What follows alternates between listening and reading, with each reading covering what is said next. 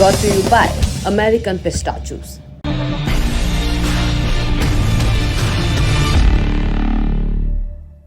आपने ललन टॉप पे ऐसी स्टोरीज पढ़ी होंगी कि 5 पॉइंट में जानिए पूरा मामला। आज ललन टॉप की शुरुआत ऐसे ही की जाएगी। पहला पॉइंट, बीते रोज 2 जुलाई को अजित पवार समेत 9 एनसीपी विधायक शिंदे फडणवीस सरकार में मंत्री बन गए। सूत्रों के हवाले से खबर चली कि भतीजे पवार के खेमे में कुल 40 विधायक हैं। दूसरा पॉइंट, हफ्ते भर पहले यानी 27 जून को प्रधानमंत्री नरेंद्र मोदी ने खुद एनसीपी पर 70,000 करोड़ रुपए के भ्रष्टाचार का आरोप लगाया, नाम ले लेकर उनके घोटाले गिनवाए। तीसरा पॉइंट, इसी पार्टी के 9 विधायक अब भाजपा गठबंधन में शामिल हो गए हैं। मंत्री पद की शपथ ले ली है इन लोगों ने। चौथा, विपक्ष कहता है जिन विधायकों ने शपथ ले ली वो भ्रष्ट हैं। गौर कीजिए, विपक्ष अब ये कह रहा है जब ये उनके साथ थे विधायक जिन पे वो इल्ज़ाम गिना रहे हैं तब नहीं कहते थे। पांचवा अंतिम पॉइंट, इस पूरे घटनाक्रम से हुआ ये कि महाराष्ट्र के साथ न्यूज़ दफ्तरों की हलचल बढ़ गई। वीकेंड के दिन लोगों को दफ्तर आना पड़ा और विकिपीडिया वालों का भी काम भी बढ़ा। अब उनको महाराष्ट्र पॉलिटिकल क्राइसिस तृतीय के लिए अलग से पेज बनाना पड़ रहा है। हो सकता है जब आप ये शो देख रहे हो बन भी चुका हो। नमस्कार, मेरा नाम है निखिल और आप देखना शुरू कर चुके हैं दी ललन टॉप शो। आज दिन की बड़ी खबर में बात होगी महाराष्ट्र में चल रही राजनीति की लिटरल उठापटक की, और जिन सवालों के अभी तक जवाब नहीं मिले हैं उन्हें खंगाला भी जाएगा। जैसे, क्या बगावत सीरीज की तीसरी किस्त में शरद पवार का भी कुछ रोल है? क्या वाकई अजित पवार के पास 40 विधायक हैं जैसा वो दावा कर रहे हैं? और क्या इस नए एडिशन से शिंदे गुट खफा है?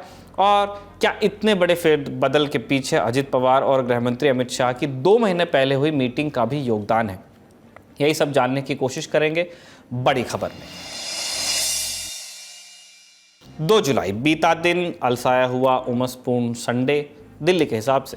दोपहर में खबर आती है कि अजित पवार ने चाचा शरद पवार के साथ बगावत कर दी। बीजेपी शिवसेना सरकार में शामिल हो गए और बन गए महाराष्ट्र के उप मुख्यमंत्री। दावा किया गया कि अजित पवार के साथ एनसीपी के 30 विधायक हैं। हालांकि अजित समेत कुल 9 विधायकों ने शपथ ली और 14 उनके साथ गए थे। इनमें एनसीपी के बड़े नेता छगन भुजबल, अनिल पाटिल, दिलीप वासले पाटिल ने भी मंत्री पद की शपथ ली। इस पूरे उलटफेर के बाद से महाराष्ट्र की राजनीति की सभी धुरियों से बयान आए हैं। पहले आप एक एक करके सारे रिएक्शंस को देख लीजिए, सुन लीजिए। एक उपाशी राहील, पण तो महाराष्ट्राची सामूहिक शक्ती ही मजबूत केल्याशिवाय राहणार नाही आणि ही शक्ती मजबूत करून जी उलटा फालत करणारी शक्ती आणि वर्ग त्यांना त्यांची योग्य जागा दाखवायला राहणार नाही। फार अवकाश नाही। वर्ष 6 महिन्यामध्ये पुन्हा एकदा लोकांच्या समोर जायची संधी येईल आणि त्यावेळेला ही राज्यातील लोकशाहीच्या वर्गाने शांततेवर विश्वास असणाऱ्या या 9 साल आपने देखे होंगे, उसमें नरेंद्र मोदी साहब का नेतृत्व में आज देश काम कर रहा है। बाहर अगर कोई भी देश में जाते हैं अपने भारत की तरफ से तो सब उनको सपोर्ट देते हैं, सब उनको बहुत अच्छा नेतृत्व ऐसे बोलते हैं। अभी हर एमएलए जो एनसीपी का आज है उसके लिए हमारे मन में प्यार, विश्वास और आदर ही है और रहेगा। उसके बाद कौन क्या करेगा वो आगे देखेंगे। The story will unfold in 2-3 days, but हम साथ में एक फैमिली की तरह रहे हैं और मेरे मन में उनके लिए हमेशा प्यार ही रहेगा। ये डबल इंजन वाला सरकार मोदी जी के नेतृत्व में चल रहा था, इसको भी ट्रिपल इंजन मिल गया है। ये अभी बुलेट ट्रेन की गति से भागेगा। महाराष्ट्र में जो तमाशा बीजेपी ने बनाया है, बीजेपी सत्ता के लिए कुछ भी कर सकती है, किसी का भी घर तोड़ सकती है। और महाराष्ट्र की राजनीति में ये घटना जो देखी गई, महाराष्ट्र की जनता इसको कोस रही है। बीजेपी अब दोबारा महाराष्ट्र की सत्ता में नहीं आएंगी। देखिए, मैं बार बार कह रहा हूँ कि मोदी जी के नेतृत्व में इस देश को विकास की ओर लेके जाने के लिए जो 2047 तक आत्मनिर्भर भारत का संकल्प हमारे मोदी जी ने किया है, हमारी केंद्र सरकार ने किया है, उसको समर्थन मिल रहा है। एक प्रकार का समर्थन अगर कोई देता है तो उसके लिए हम लोग कैसे ना बोले, समर्थन मिला है। ये समर्थन महत्वपूर्ण है और ये देश के लिए महाराष्ट्र के हित में है। एक मैं दावे के साथ बोल रहा हूं महाराष्ट्र का मुख्यमंत्री बदलने जा रहा है। एकनाथ शिंदे के साथ जो 16 विधायक हैं वो जल्दी ही डिस्क्वालीफाई किए जाएंगे। जो सर्वोच्च न्यायालय का निर्णय है उसके हिसाब से उनको कोई नहीं बचा सकता, और इसीलिए अजीत पवार और उनके लोगों को इंडक्ट किया है। आपने सुना ही, सब अपने आग्रहों की बात कर रहे हैं।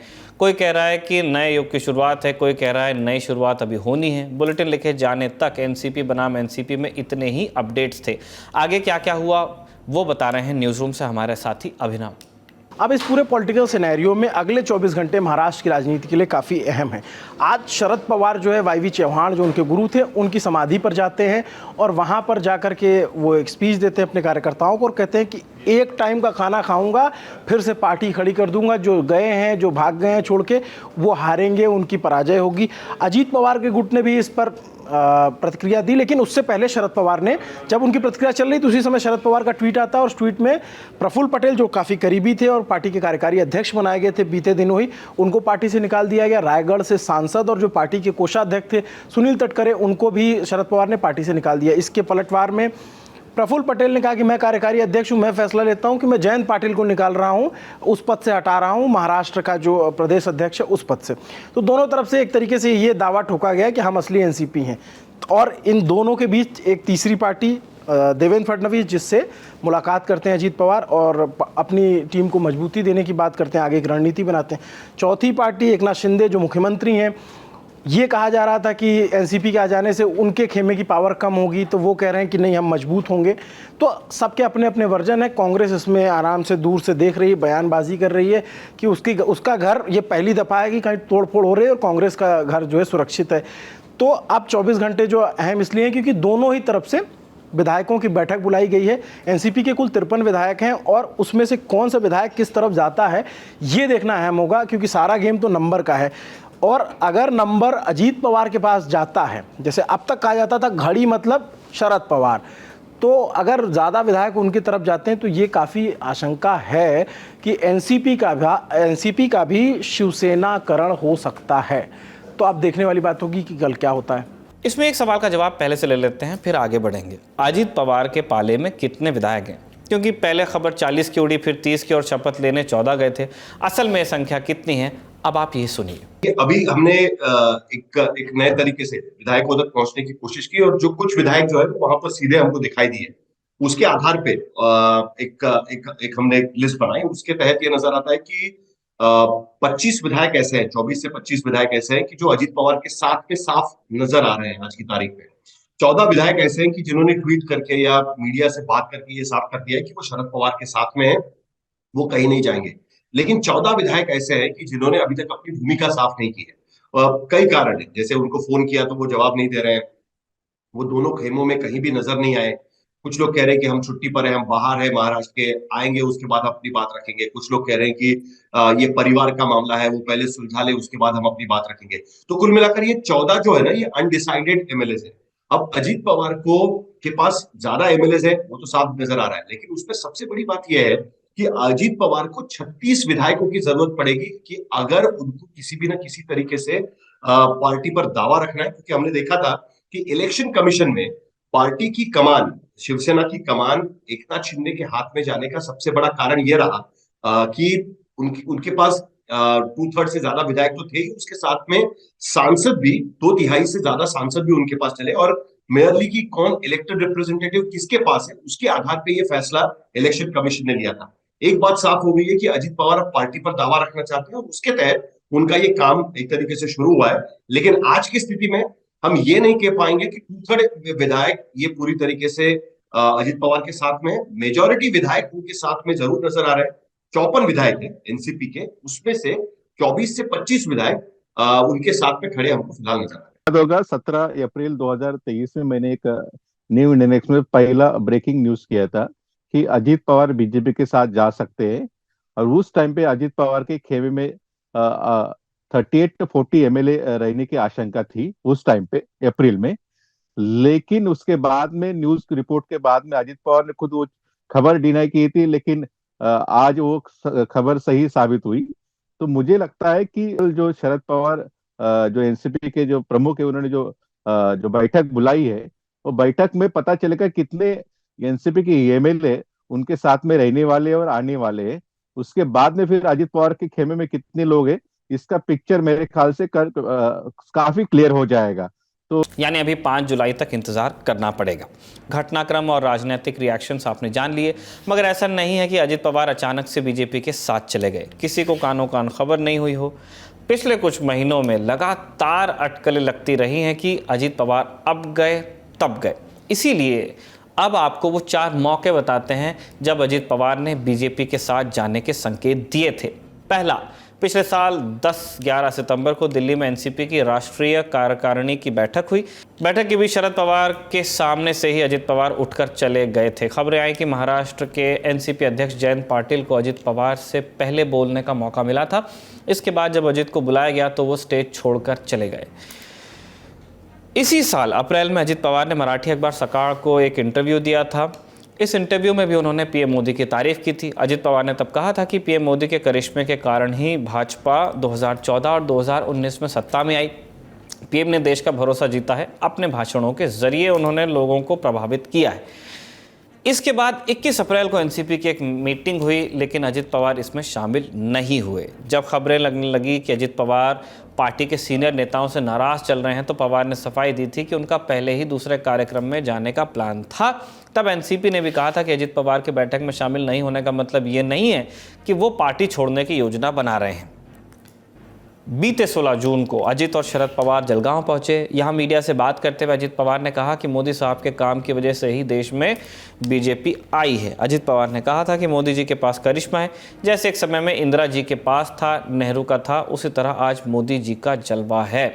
इसके अलावा अप्रैल में अमित शाह मुंबई दौरे पर गए तो चर्चा एक बार फिर से तेज हो गई। कयास लगाए गए कि अजित पवार और अमित शाह की सीक्रेट मीटिंग हुई है। हालांकि अजित पवार ने इसे नकार दिया। कहा कि जब से अमित शाह मुंबई आए हैं, मीडिया की उन पर पैनी नज़र है, मेरी उनसे कोई मीटिंग नहीं हुई। अप्रैल में ही बीजेपी के साथ जाने की चर्चाओं को लेकर संजय राउत और अजित पवार के बीच बहस हो गई थी। संजय राउत ने पूछा था कि अजित पवार सच बताएं कि बीजेपी महाराष्ट्र में विपक्ष को तोड़ने की कोशिश कर रही है या नहीं। इस पर अजित पवार ने कहा था कि कुछ लोग अपनी पार्टी की बजाय दूसरी पार्टी के प्रवक्ता बन गए हैं। इन सब मौकों पर यह चर्चा चलने लगी थी कि अजित पवार बीजेपी के साथ जा सकते हैं। माने आप कह सकते हैं कि अजित पवार का अलग होना ओपन सीक्रेट था, बस टाइमिंग पर असमंजस था। मगर प्रफुल्ल पटेल और छगन भुजबल जैसे नेता कैसे चले गए, जिन्हें शरद पवार के बहुत करीब माना जाता रहा? क्या ये सब शरद पवार की अनुमति से ही हुआ? क्या बगावत सीरीज की तीसरी किस्त में शरद पवार का भी कुछ रोल है? आइए इन पर विशेषज्ञों की राय लें। देखिए, ये कयास लोग इसलिए लगाते हैं क्योंकि उन्हें लगता है कि प्रफुल्ल पटेल या कोई भी उनके मर्जी के बिना कुछ कर ही नहीं सकते। तो मेरा सिर्फ ये मानना है कि क्या किसी ने कभी ये सोचा था कि ज्योतिरादित्य सिंधिया राहुल गांधी को छोड़कर बीजेपी में शामिल होंगे? वो भी तो उनके काफी करीबी माने जाते थे। टीम राहुल के एक अहम हिस्सा के तौर पर उनको देखा जा रहा था। क्या कभी किसी ने ये सोचा था कि गुलाम नबी आजाद, जो कांग्रेस के राज्यसभा के लीडर रहे, नेता विपक्ष रहे, वो भी पार्टी के खिलाफ जाकर इस तरीके के G23 में क्या शामिल होंगे और इस तरीके की बात करेंगे? वो सोनिया गांधी के काफी करीबी माने जा रहे थे। तो ऐसी स्थिति में अगर वो ये कर सकते हैं तो प्रफुल्ल पटेल और छगन भुजबल क्यों नहीं कर सकते? मैंने आपको पहले भी बताया कि 2 महीने से ये 10 नेता, जिसमें प्रफुल्ल पटेल भी शामिल थे, और ये जो 9 लोग मंत्री बने, वो सारे लोग शरद पवार को इस बात को मनवाने की कोशिश कर रहे थे कि हमें बीजेपी के साथ जाना चाहिए, जिसके लिए शरद पवार तैयार नहीं थे। तो भले कोई कितना करीब हो, लेकिन कुछ भूमिकाएं उनको मंजूर नहीं आई, जिसकी वजह से उन्होंने फैसला लिया कि स्टेबिलिटी इलेक्टेड रिप्रेजेंटेटिव को अगर चाहिए तो बीजेपी के साथ जाना बेहतर है। बीजेपी आज की स्थिति में हमें बुला रही है तो हमें जाना चाहिए। तो ये जो कयास है वो मुझे सही नहीं लगता। इस तरीके के कोई सिग्नल भी हमको नहीं दिखाई दे रहे। शरद पवार पहले ही साफ कर चुके हैं कि वो लोगों में जाकर पार्टी बढ़ाएंगे, बीजेपी के खिलाफ बात करके पार्टी बढ़ाएंगे।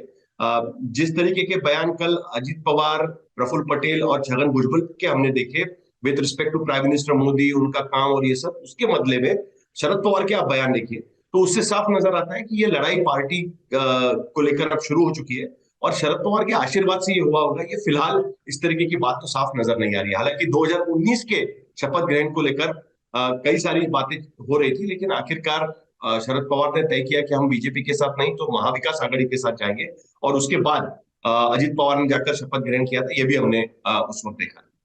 देखो, शरद पवार, उन लोगों का कहना था, शरद पवार के ऊपर काफी प्रेशर डालने के भी उन्होंने प्रयास किया था कि आप साथ चलिए और तो तब हम पार्टी सब शामिल हो जाएंगे अच्छी तरह से। बीजेपी की जो नेशनल पार्टी है, मोदी जैसा करिश्मेटिक लीडर है, साथ में रहेंगे। लेकिन जैसे मैंने कहा, शरद पवार उनके फैग करियर के एंड में ऐसा कोई भी जो कदम उठाना नहीं चाहते, जो कम्युनल पॉलिटिक्स बीजेपी करती है, जो शरद पवार करते, उनके साथ में जाना नहीं चाहते। इसलिए उन्होंने उन्होंने अनुमति दी होगी कि इंडिविजुअल जा सकते, लेकिन पार्टी एज ए होल जा नहीं सकती।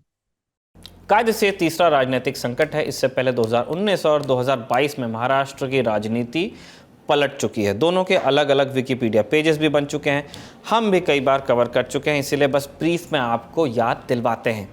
2019 का संकट क्या था? अक्टूबर 2019 महाराष्ट्र विधानसभा चुनाव के नतीजे आ गए। भारतीय जनता पार्टी और अविभाजित शिवसेना गठबंधन ने 161 सीटें जीती। बहुमत के लिए चाहिए होती हैं 145, बीजेपी के हिस्से आई 105 और शिवसेना ने 56 सीटें जीती। विपक्ष में कांग्रेस एनसीपी गठबंधन ने 106 सीटें जीती, कांग्रेस 44, एनसीपी 54। नतीजे आए और शिवसेना ने भाजपा को समर्थन देने से इनकार कर दिया। उनका कहना था कि 50-50 फॉर्मूले के तहत उन्हें सत्ता में बराबर हिस्सेदारी और 2.5 साल के लिए मुख्यमंत्री पद का वादा किया गया था, लेकिन बीजेपी ने इस तरह के किसी भी वादे से इनकार कर दिया और अंततः अपने सबसे पुराने सहयोगियों में से एक शिवसेना से नाता तोड़ दिया। अब स्थिति ये थी कि किसी पार्टी के पास बहुमत नहीं था। तत्कालीन गवर्नर की सिफारिश पर राष्ट्रपति शासन लगा दिया गया। बाद में राष्ट्रपति शासन हटाया गया और देवेंद्र फडणवीस के नेतृत्व में सरकार बनी। इसी सरकार को अजित पवार ने एनसीपी के एक छोटे गुट के साथ समर्थन दिया था। सुबह सुबह की बात है, वो वाला किस्सा है। हालांकि सरकार कुल 80 घंटे चली, पवार ने फिर पलटी मार दी, फडणवीस को भी इस्तीफा देना ही पड़ा। भाजपा के बाद शिवसेना और शिवसेना के बाद एनसीपी को न्योता दिया गया, मगर कोई सरकार बना नहीं पाया। आखिरकार शिवसेना, राष्ट्रवादी कांग्रेस पार्टी, एनसीपी और कांग्रेस के बीच एक नया गठबंधन बना, महाविकास अघाड़ी। लंबी बातचीत के बाद इस नए गठबंधन ने नई सरकार का गठन किया और शिवसेना के उद्धव ठाकरे मुख्यमंत्री बने। 2022 का संकट क्या था, उस पर आ जाते हैं। थोड़ा थोड़ा आपको याद भी होगा। जून 2022 की बात है, तब राज्य के मुख्यमंत्री थे उद्धव ठाकरे, अविभाजित शिवसेना के नेता। 20 जून को विधान परिषद चुनाव की वोटिंग के एक दिन बाद 21 जून को उद्धव ने अपने सभी विधायकों के साथ एक बैठक बुलाई, लेकिन 16 विधायक नदारद पाए गए, पहुंच से दूर हो गए। फिर शुरू हुई रिजॉर्ट पॉलिटिक्स। खबर आई कि एकनाथ शिंदे इन विधायकों के साथ यकायक सूरत चले गए हैं। विधायकों की संख्या बढ़कर फिर 40 हो गई और इन बागियों ने एकनाथ शिंदे को अपना नेता घोषित कर दिया। फिर बागी खेमा सूरत से गुवाहाटी चला गया, यानी गुजरात से असम। ये दोनों शहर भाजपा शासित प्रदेशों में ही हैं। शिवसेना नेताओं ने भाजपा पर आरोप लगाया कि वो शिवसेना के भीतर विद्रोह पैदा करने और एमवीए गठबंधन की सरकार गिराने की कोशिश कर रहे हैं। इसके बाद तत्कालीन राज्यपाल भगत सिंह कोश्यारी ने विधानसभा से फ्लोर टेस्ट कराने के लिए एक विशेष सत्र बुलाने को कहा, लेकिन बात अविश्वास प्रस्ताव तक आए। इससे पहले ही 29 जून को महाराष्ट्र के तत्कालीन मुख्यमंत्री उद्धव ठाकरे ने सोशल मीडिया पर लाइव सीएम के पद से इस्तीफा दे दिया। ठाकरे के इस्तीफे के बाद फ्लोर टेस्ट रद्द कर दिया गया और 30 जून को एकनाथ शिंदे ने मुख्यमंत्री पद की शपथ ली। देवेंद्र फडणवीस बने उप मुख्यमंत्री। और अब ये तीसरा संकट है जो चल रहा है, जिसमें संभावना और आशंकाओं के कोटे अभी बचे हुए हैं। मुमकिन है इसी वजह से अभी इस वाले विवाद का विकिपीडिया पेज नहीं भी बना हो। सही है, एक आध दिन रुक भी जाना चाहिए, अभी कुछ सवाल बचे हुए हैं। जैसे ये सवाल रह रहा है कि इस नए गठबंधन के बाद सीटों के बंटवारे को लेकर भाजपा और एकनाथ शिंदे गुट की क्या प्रतिक्रिया है।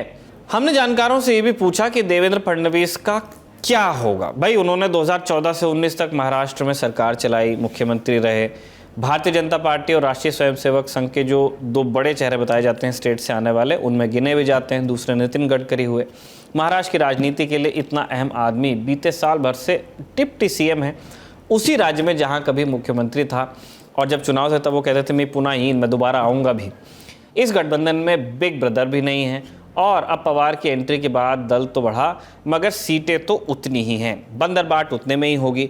तो इस लिहाज से भाजपा और देवेंद्र दोनों ही छोटा प्लेयर बन जाते हैं। तो अब फडणवीस के लिए आगे की राह क्या है?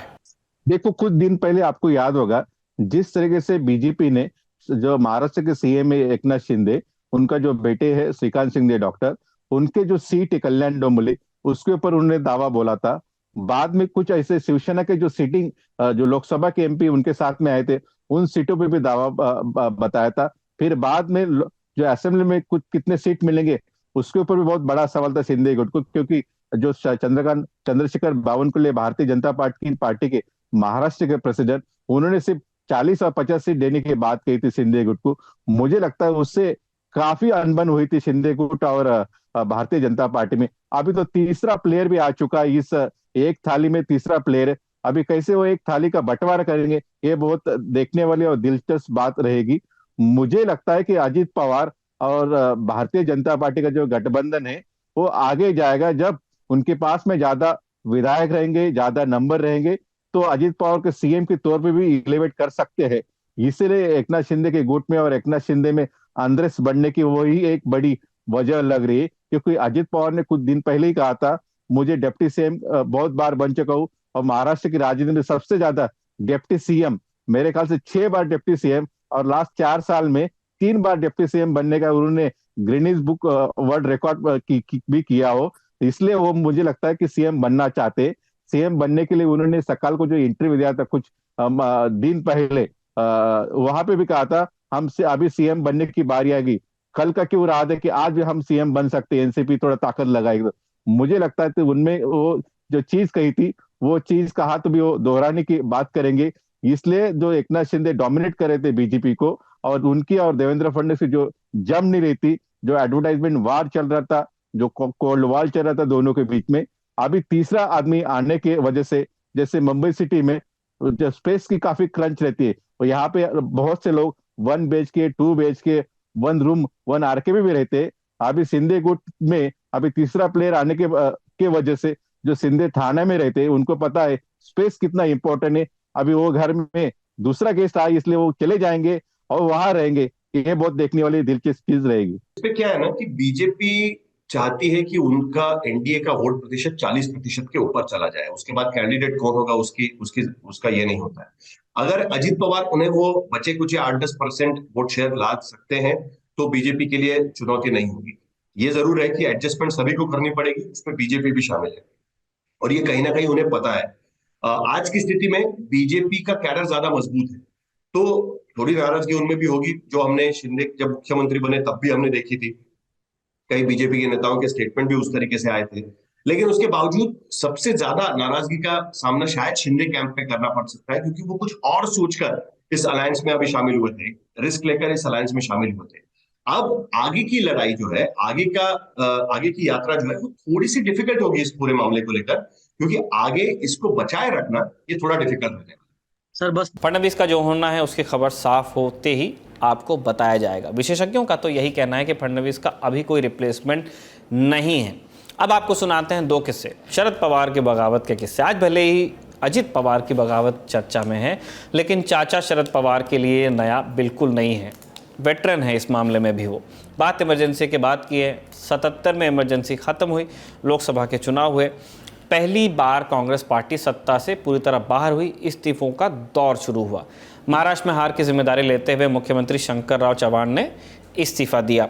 नए मुख्यमंत्री बने वसंतदादा पाटिल। इन सब के बीच ही पार्टी दो फाड़ हुई, कांग्रेस यू और कांग्रेस आई। शरद पवार यशवंतराव चव्हाण के साथ कांग्रेस यू में शामिल हुए। 1978 में विधानसभा चुनाव हुए, दोनों धड़ों ने अलग अलग चुनाव लड़ा, कांग्रेस वर्सेस कांग्रेस।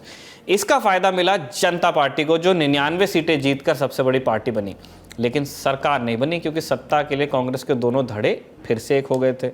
कांग्रेस आई के पास 62 और कांग्रेस यू के पास 69 सीटें थीं। दोनों एकजुट हो गए और मुख्यमंत्री एक बार फिर से वसंतदादा बने। लेकिन ये सरकार ज़्यादा दिन चली नहीं, 5 महीने बाद गिर गई, क्योंकि शरद पवार पार्टी से अलग हुए। अकेले नहीं गए, अपने साथ 12 विधायकों को भी ले गए। इस गुट को जनता पार्टी और दूसरी पार्टियों का समर्थन मिला। वसंतदादा की सरकार धराशायी हुई और शरद पवार ने 18 जुलाई 1978 को 38 साल की उम्र में मुख्यमंत्री के रूप में शपथ ली। उनके इस दांव से तब बड़े बड़े राजनीतिक विश्लेषक हैरान रह गए थे और पहली बार विधायक बनने के महज 11 साल के भीतर ही 1978 में शरद पवार महाराष्ट्र के सबसे युवा मुख्यमंत्री बन गए थे। दूसरी घटना है 1999 की। 1998 के मध्यावधि लोकसभा चुनावों में हार के बाद सीताराम केसरी की जगह सोनिया गांधी कांग्रेस की अध्यक्ष बन चुकी थी।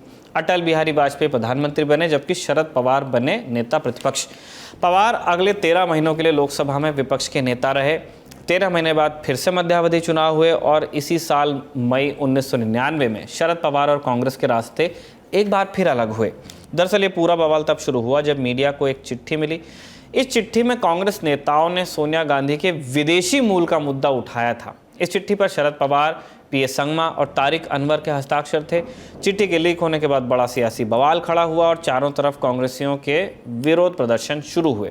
3 दिन ड्रामा चला और 19 मई 1999 को कांग्रेस कार्य समिति की बैठक हुई, जिसकी अध्यक्षता सोनिया गांधी की अनुपस्थिति में प्रणब मुखर्जी ने की। चिट्ठी लिखने वाले तीनों नेताओं को कांग्रेस से निष्कासित किया गया और तब जाकर सोनिया गांधी ने पार्टी का कामकाज संभाला। इसके बाद तीनों नेताओं ने मिलकर नेशनलिस्ट कांग्रेस पार्टी एनसीपी बनाई और तब से लेकर आज तक शरद पवार इस पार्टी के अध्यक्ष हैं। बीते जून में भी एनसीपी लीडरशिप को लेकर बहुत बवाल हुआ था। पहले शरद पवार ने इस्तीफा दिया, फिर वापस लिया। कहा गया कि शरद पवार का पक्का कैलकुलेशन था कि वो साबित कर सकें कि पार्टी का बॉस कौन है। महाराष्ट्र की राजनीति समझने वाले बारहा कहते हैं कि महाराष्ट्र में कुछ भी हो, किसी भी पार्टी में हो, उसमें सीनियर पवार का हाथ होता ही होता है। अब उनकी पार्टी के 2 फाड़ हो रहे हैं, तब भी उन पर सवाल उठ रहे हैं। 5 पॉइंट्स, 4 मौके, 3 संकट, 2 किस्सों के बाद अब आपको बताते हैं एक बात यह कि स्थिति अभी बिल्कुल गोलमोल है, कुछ भी साफ नहीं है। सीनियर पवार जिन नेताओं को पार्टी से निकाल रहे हैं, जूनियर पवार उन्हीं को पार्टी के अहम जिम्मे पकड़ा दे रहे हैं और ये भी क्लियर नहीं है कि जिन एनसीपी नेताओं पर भ्रष्टाचार के मामले चल रहे थे, अब उनका क्या होगा। ये था आज का दी 11 टॉप शो। अगले एपिसोड में आपसे मुलाकात होगी, तब तक अपना ध्यान रखिए। शुक्रिया, शुभ रात्रि।